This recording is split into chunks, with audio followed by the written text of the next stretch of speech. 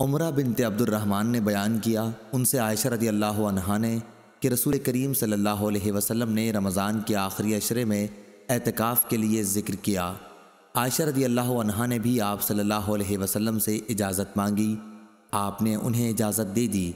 پھر حفصہ رضی اللہ عنہا نے عائشہ رضی اللہ عنہا سے کہا کہ ان کے لیے بھی اجازت لے دیں، چنانچہ انہوں نے ایسا کر دیا۔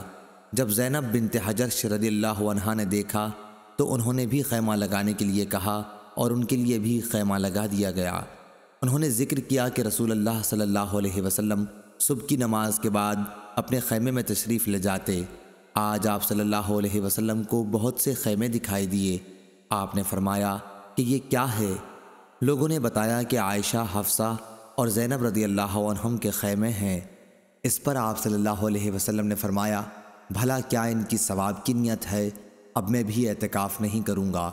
پھر جب ماہ رمضان ختم ہو گیا تو آپ صلی اللہ علیہ وسلم نے شوال میں اعتکاف کیا۔ صحیح بخاری حدیث نمبر 2045۔